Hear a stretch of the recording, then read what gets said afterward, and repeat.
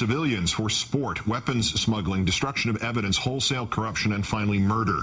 In our third story in the countdown, a full-fledged criminal enterprise executed by the military contractors known formerly as Blackwater, according to the sworn testimony of two of its employees.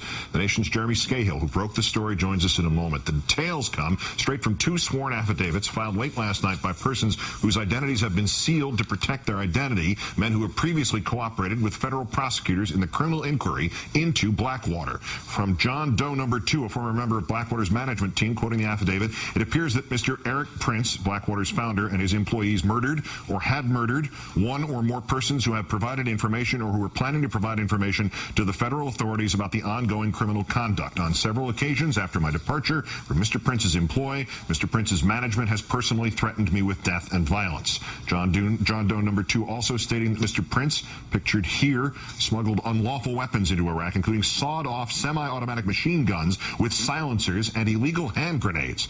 And the affidavit also says that Prince, quote, views himself as a Christian crusader eliminating Muslims and the Islamic faith from the globe. To that end, Mr. Prince intentionally deployed to Iraq certain men who shared his vision of Christian supremacy. Many of these men used call signs based on the Knights of the Templar, the warriors who fought the Crusades. Mr. Prince operated his companies in a manner that encouraged and rewarded the destruction of Iraqi life. Going to Iraq to shoot and kill Iraqis was viewed as a sport or game. Strikingly similar allegations made in the affidavit of John Doe number 1, a former U.S. Marine who worked for Blackwater in Iraq. He alleges that incidents of unjustified deadly force were initially videotaped and watched in a session called a hot wash.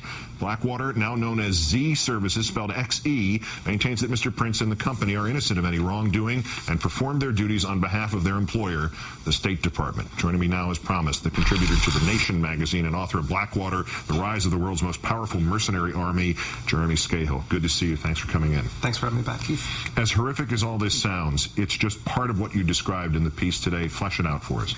Well, I mean, obviously, to hear the term murder and Blackwater in the same sentence is no great surprise, particularly to people who've been following the history of this company. It's been at the center of some of the worst violence in Iraq, killing civilians repeatedly. 5 of its men are going to be tried on manslaughter charges for the Nicer Square massacre in Baghdad in September of '07. Another one pled guilty. The Congress is investigating. The IRS is investigating. This is a scandal-plagued company. What is explosive about what's happened here, and you just went through some of the most explosive of these details, is that you have 2 former Blackwater officials. I have learned from sources that John Doe number 2 was actually in Blackwater management and was privy to some of the inner workings of the company. Eric Prince, the owner of Blackwater, remains the sole owner of the company no matter that he stepped down as CEO and the founder of the company. He micromanages every aspect of Blackwater's operations, and that's been well known. On the Christian supremacist angle, let's remember that Eric Prince viewed Blackwater as a neo-crusader force and has from the beginning.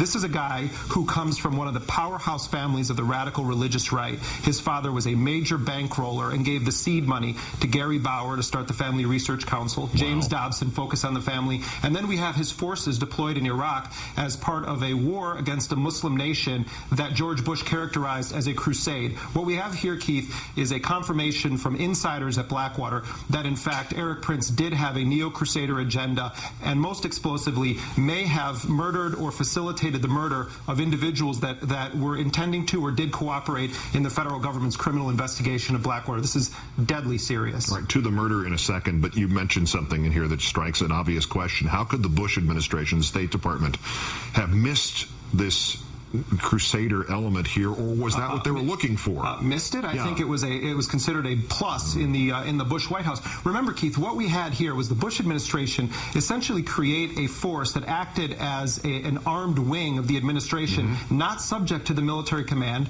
not subject to the Uniform Code of Military Justice, that reported directly to George Bush's Secretary of State and then to the president. These were his men, his private force in Baghdad, and the allegations that they were running around shooting Iraqis as part of a war to eliminate Islam globally, as is actually what one of these individuals said, is extremely disturbing to anyone who believes in any semblance of Constitution, law, or human rights.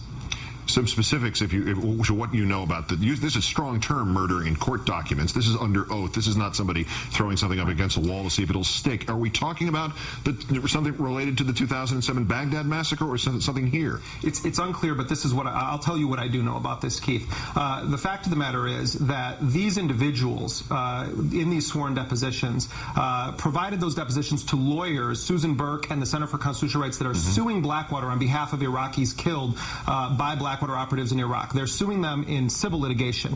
What we do know is that these same individuals say that they gave this identical information to the federal government, one of them in grand jury testimony, as part of the ongoing criminal investigation. When I called the Justice Department and asked specifically, are you investigating Eric Prince on allegations that he was involved with murder, the Justice Department interestingly said that they would not confirm or deny any actions that they may or may not be taking against uncharged individuals.